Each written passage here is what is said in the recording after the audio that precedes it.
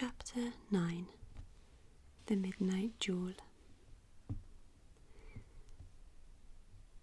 Harry had never believed he would meet a boy he hated more than Dudley, but that was before he met Draco Malfoy. Still, first-year Gryffindors only had potions with the Slytherins, so they didn't have to put up with Malfoy much, or at least they didn't until they spotted a notice pinned in the Gryffindor common room, which made them all groan. Flying lessons would be starting on Thursday, and Gryffindor and Slytherin would be learning together. Typical, said Harry darkly. Just what I always wanted, to make a fool of myself on a broomstick in front of Malfoy. He had been looking forward to flying more than anything else. You don't know you'll make a fool of yourself, said Ron reasonably. Anyway, I know Malfoy's always going on about how good he is at Quidditch, but I bet that's all talk. Malfoy certainly did talk about flying a lot. He complained loudly about first years not getting into the house Quidditch teams and told long, boastful stories, which always seemed to end with him narrowly escaping muggles in helicopters. He wasn't the only one, though. The way Seamus Finnegan told it, he'd spent most of his childhood zooming around the countryside on his broomstick. Even Ron would tell everyone who'd listen about the time he'd almost hit a hang glider on Charlie's old broom. Everyone from wizarding families talked about Quidditch constantly. Ron had already had a big argument with Dean Thomas, who shared their dormitory, about football. Ron couldn't see what was exciting about a game with only one ball, when no one was allowed to fly. Harry had caught Ron prodding Dean's poster of West Ham football team, trying to make the players move. Neville had never been on a broomstick in his life, because his grandmother had never let him near one. Privately, Harry felt she'd had good reason, because Neville managed to get an extraordinary number of accidents, even with both feet on the ground. Hermione Granger was almost as nervous about flying as Neville was. This was something you couldn't learn by heart out of a book, not that she hadn't tried. At breakfast on Thursday, she bored them all stupid with flying tips she'd got out of a library book called Quidditch Through the Ages. Neville was hanging onto her every word, desperate for anything that might help him hang onto his broom later. But everyone else was very pleased when Hermione's lecture was interrupted by the arrival of the post. Harry hadn't had a single letter since Hagrid's note, something that Malfoy had been quick to notice, of course. Malfoy's eagle owl was always bringing him packages of sweets from home, which he opened gloatingly at the Slytherin table. A barn owl brought Neville a small package from his grandmother. He opened it excitedly and showed them a glass ball the size of a large marble, which seemed to be full of white smoke. It's a rememberall, he explained. Gran knows I forget things. This tells you if there's something you've forgotten to do. Look, you hold it tight like this, and if it turns red... Oh, his face fell, because the rememberall had suddenly glowed scarlet. You've forgotten something. Neville was trying to remember what he'd forgotten, when Draco Malfoy was passing the Gryffindor table and snatched the rememberall out of his hand. Harry and Ron jumped to their feet. They were half hoping for a reason to fight Malfoy, but Professor McGonagall, who could spot trouble quicker than any teacher in the school, was there in a flash. What's going on? Malfoy's got my rememberall, Professor. Scowling, Malfoy quickly dropped the rememberall back on the table. Just looking, he said, and he sloped away with Crabbe and Goyle behind him. At 3:30 that afternoon, Harry, Ron and the other Gryffindors hurried down the front steps to the grounds for their first flying lesson. It was a clear, breezy day, and the grass rippled under their feet as they marched down the sloping lawns towards the fresh lawn on the opposite side of the grounds to the Forbidden Forest, where trees were swaying darkly in the distance. The Slytherins were already there, and so were their 20 broomsticks lying in neat lines on the ground. Harry had heard Fred and George Weasley complain about the school brooms, saying that some of them started to vibrate if you flew too high, or always flew slightly to the left. Their teacher, Madam Hooch, arrived. She had short grey hair and yellow eyes like a hawk. Well, what are you all waiting for? She barked. Everyone stand by a broomstick. Come on, hurry up. Harry glanced down at his broom. It was old, and some of the twigs stuck out at odd angles. Stick out your right hand over your broom, called Madam Hooch at the front, and say, up. Up. everyone shouted. Harry's broom jumped into his hand at once, but it was one of the few that did. Hermione Granger's had simply rolled over on the ground and Neville's hadn't moved at all. Perhaps brooms, like horses, could tell when you were afraid, thought Harry. There was a quaver in Neville's voice that said only too clearly that he wanted to keep his feet on the ground. Madame Hooch then showed them how to mount their brooms without sliding off the end, and walked up and down the rows, correcting their grips. Harry and Ron were delighted when she told Malfoy that he'd been doing it wrong for years.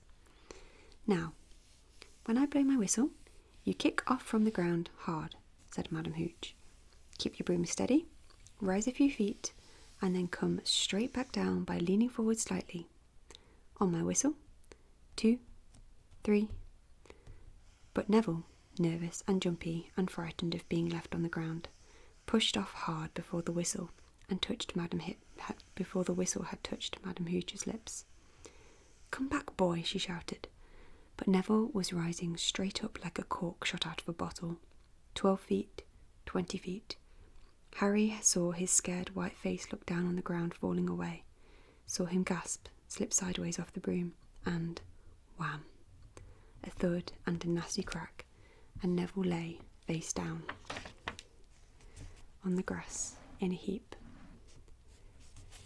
His broomstick was still rising higher and higher and started to drift lazily towards a forbidden forest and out of sight. Madame Hooch was bending over Neville, her face as white as his. "Broken wrist," Harry heard her mutter. "Come on, boy, it's all right. You get up." She turned to the rest of the class. "None of you is to move while I take this boy to the hospital wing.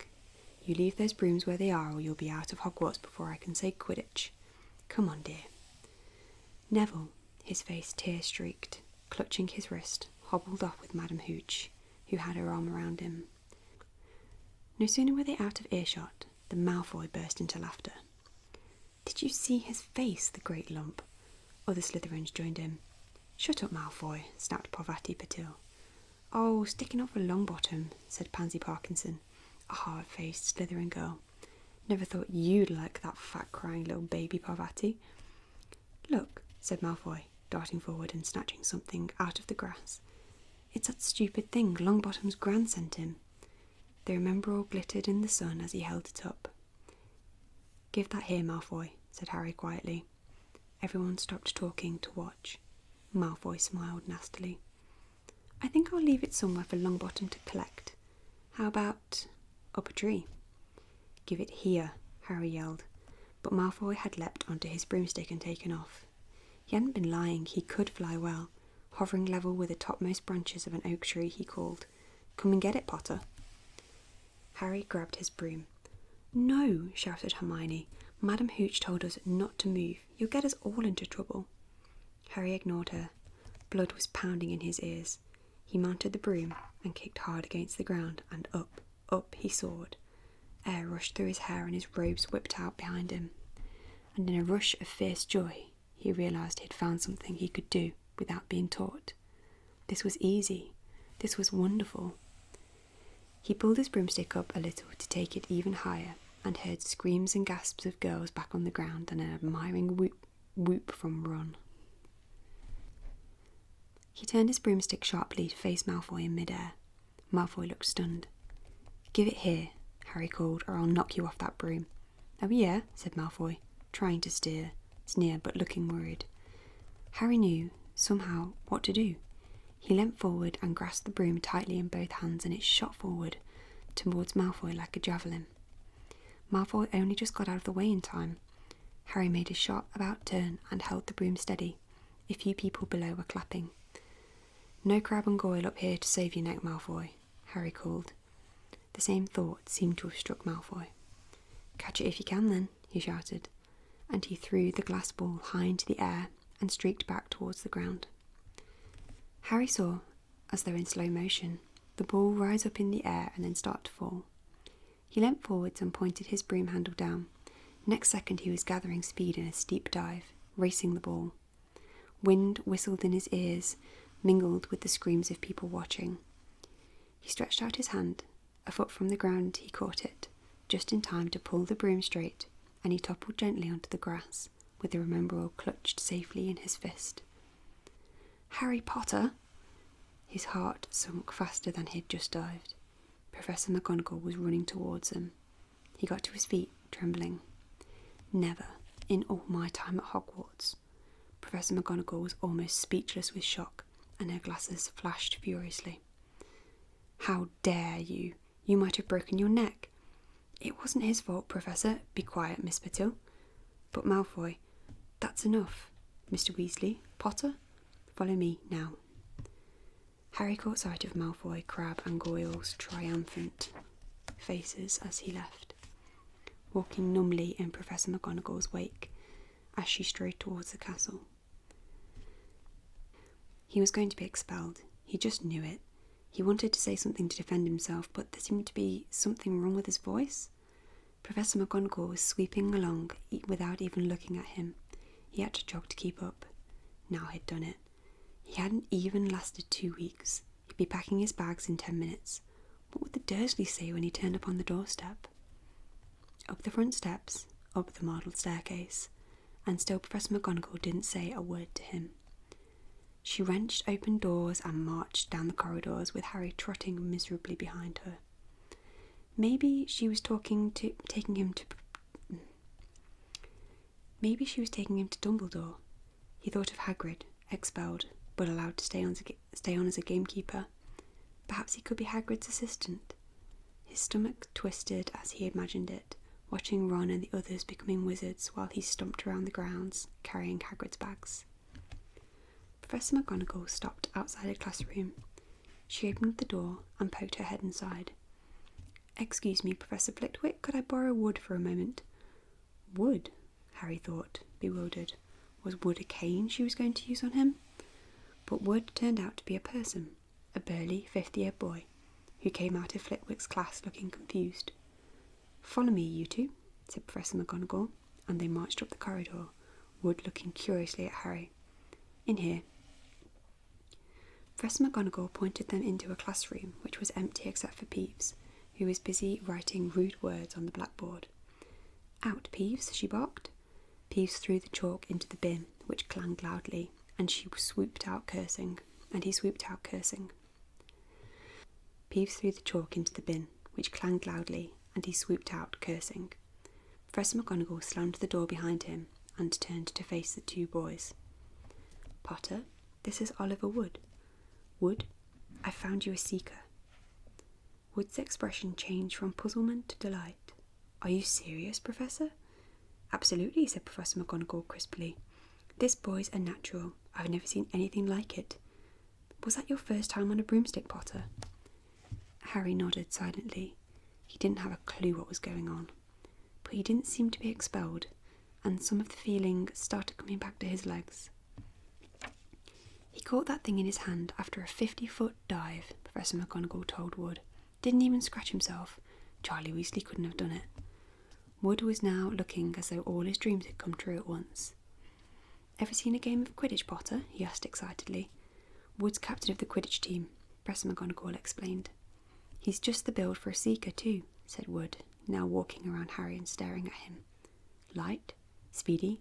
We'll have to get him a decent broom, Professor. A Nimbus 2000 or a Clean Sweep 7, I'd say." "I shall speak to Professor McGonagall and see if we can't bend the first-year rule. Heaven knows we need a better team than the last year. Flattened in that last match by Slytherin. I couldn't look Severus Snape in the face for weeks." Professor McGonagall sneered sternly over her glasses at Harry. "I want to hear you're training hard, Potter, or I may change my mind about punishing you." Then she suddenly smiled. "Your father would have been proud," she said. "He was an excellent Quidditch player himself." "You're joking." It was dinner time. Harry had just finished telling Ron what had happened when he'd left the grounds with Professor McGonagall. Harry had a piece of steak and kidney pie halfway to his mouth, but he'd forgotten all about it. "Seeker," he said. "But first years never. You must be the youngest house player in about a century," said Harry, shoveling the pie into his mouth. He felt particularly hungry about the excitement of the afternoon. "Wood told me." Ron was so amazed, so impressed, he just sat and gaped at Harry. "I start training next week," said Harry. "Only don't tell anyone. Wood wants to keep it a secret." Fred and George Weasley now came into the hall, spotted Harry and hurried over. "Well done," said George in a low voice. "Wood told us. We're on the team too. Beat us." "I tell you, we're going to win that Quidditch Cup for sure this year," said Fred. "We haven't won since Charlie left, but this year's team is going to be brilliant. You must be good, Harry. Wood was almost skipping when he told us. Anyway, we've got to go. Lee Jordan reckons he's found a new secret passageway out of the school. Bet it's the one behind the statue of Gregory the Smarmy that we found in our first week. See you." Fred and George had hardly disappeared when someone far less welcome turned up. Malfoy, flanked by Crabbe and Goyle. "You having the last meal, Potter? When are you getting the train back to the Muggles?" "You're a lot braver now you're back on the ground and you've got your little friends with you," said Harry coolly. There was, of course, nothing little about Crabbe and Goyle, but at the high table that was full of teachers, neither of them could do more than crack their knuckles and scowl. "I take you on any time on my own," said Malfoy. "Tonight, if you want. Wizard's duel. Ones only, no contact. That's what's the matter. Never heard of a wizard's duel before, I suppose?" "Of course he has," said Ron, wheeling round. "I'm his second. Who's yours?" Malfoy looked at Crabbe and Goyle, sizing them up. "Crabbe," he said, "is midnight all right? We'll meet you in the trophy room. That's always unlocked." When Malfoy had gone, Ron and Harry looked at each other. "What is a wizard's duel?" said Harry. "And what do you mean you're my second?" "Well, a second's there to take over if you die," said Ron casually, getting started at last on his cold pie. Catching the look on Harry's face, he added quickly, "But people only die in proper duels, with real wizards. The most you and Malfoy will do is send sparks at each other. Neither of you know enough magic to do any real damage. I bet he expected you to refuse anyway." "And what if I wave my wand and nothing happens?" "Throw it away and punch him on the nose," Ron suggested. "Excuse me." They both looked up. It was Hermione Granger. "Can't a person eat in peace in this place?" said Ron. Hermione ignored him and spoke to Harry. I couldn't help overhearing what you and Malfoy were saying." "I bet you could," Ron muttered. "And you mustn't go wandering around the school at night. Think of the points you'll lose Gryffindor if you're caught. And you're bound to be. It's really, really selfish of you. And it's really none of your business," said Harry. "Goodbye," said Ron.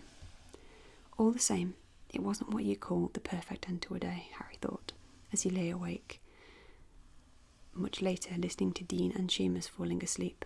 Neville wasn't back from the hospital wing yet. Ron had spent all evening giving him advice such as, "If he tries to curse you, you better dodge it, because I can't remember how to block them." There was a very good chance that they were going to get caught by Filch or Mrs. Norris, and Harry felt he was pushing his luck, breaking another school rule today. On the other hand, Malfoy's sneering face kept looming out of the darkness. This was his big chance to beat Malfoy face to face. He couldn't miss it. 11:30, Ron muttered at last. "We'd better go." They pulled on their dressing gowns, picked up their wands and crept across the tower room, down the spiral staircase and into the Gryffindor common room. A few embers were still glowing in the fireplace, turning all the armchairs into hunched black shadows. They had almost reached the portrait hole when a voice spoke from the chair nearest them. "I can't believe you're going to do this, Harry." A lamp flicked on. It was Hermione Granger, wearing a pink dressing gown and a frown. "You," said Ron furiously, "go back to bed." "I almost told your brother," Hermione snapped. "Percy, he's a prefect. He'd put a stop to this." Harry couldn't believe anyone could be so infuriating. "Come on," he said to Ron. He pushed open the portrait of the fat lady and climbed through the hole. Hermione wasn't going to give up that easily. She followed Ron through the portrait hole, hissing at them like an angry goose. "Don't you care about Gryffindor? Do you only care about yourselves? I don't want Slytherin to win the House Cup, and you'll lose all the points I got from Professor McGonagall for knowing about switching spells." "Go away." "All right, but I warned you. You just remember what I said when you're on the train home tomorrow. You're so..." But what they were, they didn't find out. Hermione had turned to the portrait of the fat lady to go back inside and found herself facing an empty painting. The fat lady had gone on a nighttime visit, and Hermione was locked out of the Gryffindor Tower. "Now what am I going to do?" she said shrilly. "Well, that's your problem," said Ron. "We've got to go. We're going to be late." They hadn't even reached the end of the corridor when Hermione caught up with them. "I'm coming with you," she said. "You are not." "Do you think I'm going to stand here and wait for Filch to catch me? If he finds all three of us, I'll tell him the truth, that I was trying to stop you, and you can back me up." "You've got some nerve," said Ron loudly. "Shut up, both of you," said Harry sharply. I heard something. It was a sort of snuffling. Mrs. Norris? Breathed Ron, squinting through the dark. It wasn't Mrs. Norris. It was Neville. He was curled up on the floor, fast asleep, but jerked suddenly awake as they crept nearer. Thank goodness you found me. I've been out here for hours. I couldn't remember the password to get back into bed. Keep your voice down, Neville. The password's pig snout, but it won't help you now. The fat lady's gone off somewhere. How's your arm? Said Harry. Fine, said Neville, showing them. Madame Pomfrey mended it in about a minute. Good. Well, look, Neville, we've got to be somewhere. We'll see you later. Don't leave me, said Neville, scrambling to his feet. I don't want to stay here alone. The bloody Baron's been past twice already. Ron looked at his watch and glared furiously at Hermione and Neville. If either of you gets caught, I'll never rest until I learn that curse of the bogies Quirrell told us and use it on both of you. Hermione opened her mouth, perhaps to tell Ron exactly how to use the curse of the bogies, but Harry hissed at her to be quiet and beckoned them all forward. They flitted along corridors striped with bars of moonlight from the high windows. At every turn, Harry expected to run into Filch or Mrs. Norris, but they were lucky. They sped up the staircase to the third floor and tiptoed through the trophy room. Malfoy and Crabbe weren't there yet. The crystal trophy cases glimmered where the moonlight caught them. Cups, shields, plates and statues winked silver and gold in the darkness. They edged along the walls, keeping their eyes on the doors at either end of the room. Harry took out his wand, in case Malfoy leapt and started at once. The minutes crept by. He's late. Maybe he's chickened out, Ron whispered. Then a noise in the next room made them jump. Harry had only just raised his wand when he had heard someone speak, and it wasn't Malfoy. Sniff around, my sweet. They might be lurking in a corridor. It was Filch speaking to Mrs. Norris. Horror-struck, Harry waved madly at the other three to follow him as quickly as possible. They scurried silently towards the door away from Filch's voice. Neville's robes had barely whipped around the corner when they heard Filch enter the trophy room. They're in here somewhere, they heard him mutter. Probably hiding. This way, Harry mouthed to the others, and, petrified, they began to creep down the long gallery full of suits of armour. They could hear Filch getting nearer. Neville suddenly let out a frightened squeak and broke into a run. He tripped, grabbed Ron around the waist, and the pair of them toppled right into a suit of armour. The clanging and crashing were enough to wake the whole castle. Run, Harry yelled, and the four of them sprinted down the gallery, not looking back to see whether Filch was following. They swung around the doorpost and galloped down one corridor then another, Harry in the lead without any idea where they were or where they were going. They ripped through a tapestry and found themselves in a hidden passageway, hurtled along it, and came out near their charms classroom, which they knew was miles from the trophy room. I think we've lost him, Harry panted, leaning against the cold wall and wiping his forehead. Neville was bent double, wheezing and spluttering. I told you, Hermione gasped, clutching at the stitch in her chest. I told you. We've got to get back to Gryffindor Tower, said Ron, quickly as possible. Malfoy tricked you, Hermione said to Harry. You realise that, don't you? He was never going to meet you. Filch knew someone was going to be in the trophy room. Malfoy must have tipped him off. Harry thought she was probably right, but he wasn't going to tell her that. Let's go. It wasn't going to be that simple.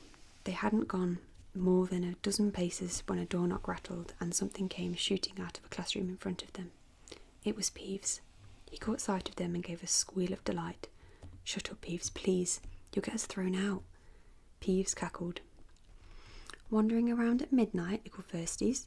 Tut, tut, tut. Naughty, naughty. You'll get caughty. Not if you don't give us away, Peeves, please. Should tell Finch I should, said Peeves in a saintly voice, but his eyes glittered wildly. It's for your own good, you know. Get out of the way, snapped Ron, taking a swipe at Peeves. This was a big mistake. Students out of bed, Peeves bellowed. Students out of bed down the charms corridor. Ducking under Peeves, they ran for their lives, right to the end of the corridor, where they slammed into a door, and it was locked. This is it, Ron moaned, as they pushed hopelessly at the door. We're done for. This is the end. They could hear footsteps, Filch running as fast as he could towards Peeves' shouts. Oh, move over, Hermione snarled. She grabbed Harry's wand tapped at the lock and whispered, "Alohomora." The lock clicked and the door swung open. They piled through it, shut it quickly, and pressed their ears against it, listening. "Which way did they go, Peeves?" Filch was saying. "Quick, tell me." "Say please." "Don't mess about with me, Peeves. Now where did they go?" "Shan't say nothing if you don't say please," said Peeves, in his annoying sing-song voice. "All right, please." "Nothing. Ha ha. Told you I wouldn't say nothing if you would say please. Ha ha ha." And they heard the sound of Peeves whooshing away and Filch cursing in rage. "He thinks this door is locked," Harry said. "I think we'll be okay." "Get off, Neville." For Neville was tugging on the sleeve of Harry's dressing gown for the last minute. "What?" Harry turned around and saw, quite clearly, what. For a moment he was sure that they'd waked up in a nightmare. This was too much, on top of everything that had happened so far. They weren't in a room, as they had supposed. They were in a corridor, a forbidden corridor on the 3rd floor. And now they knew why it was forbidden. They were looking straight into the eyes of a monstrous dog, a dog which filled the whole space between ceiling and floor. It had 3 heads, 3 pairs of rolling mad eyes, 3 noses, twitching and quivering in their direction, 3 drooling mouths, saliva hanging in slippery ropes in yellowish fangs. It was standing quite still, all 6 eyes staring at them, and Harry knew that the only reason they weren't already dead was that their sudden appearance had taken it by surprise. But it was quickly getting over that. There was no mistaking what those horrendous, thunderous growls meant. Harry groped for the doorknob. Between Filch and death, he'd take Filch. They fell backwards. Harry slammed the door shut, and they ran, almost flew, back down the corridor. Filch must have hurried off to look for them somewhere else, because they didn't see him anywhere. But they hardly cared. All they wanted to do was put as much space as possible between them and that monster. They didn't stop running until they reached the portrait of the fat lady on the 7th floor. "Where on earth have you all been?" she asked, looking at their dressing gowns hanging off their shoulders and their flushed, sweaty faces. "Never mind that. Pig snout, panted Harry, and the portrait swung open. They scrambled into the common room and collapsed, trembling into armchairs. It was a while before any of them said anything. Neville, indeed, looked as if he'd never speak again. "What do you think they're doing, keeping a thing like that locked up in a school?" said Ron finally. "If any dog needs exercise, that one does." Hermione had got her breath and her bad temper back again. "You don't use your eyes, any of you, do you?" she snapped. "Didn't you see what it was standing on?" "The floor," suggested Harry. "I wasn't looking at its feet, I was too busy with its heads." "No, not the floor. It was standing on a trapdoor. It's obviously guarding something." She stood up, glared at them. "I hope you're pleased with yourselves. We could have all been killed, or worse, expelled. Now, if you don't mind, I'm going to bed." Ron stared at her, his mouth open. "No, we don't mind," he said. "You'd think we'd dragged her along, wouldn't you?" But Hermione had given Harry something else to think about as he climbed back into bed. The dog was guarding something. What had Hagrid said? Gringotts was the safest place in the world for something you wanted to hide, except perhaps Hogwarts. It looked as though Harry had found out where the grubby little package from Vault 713 was.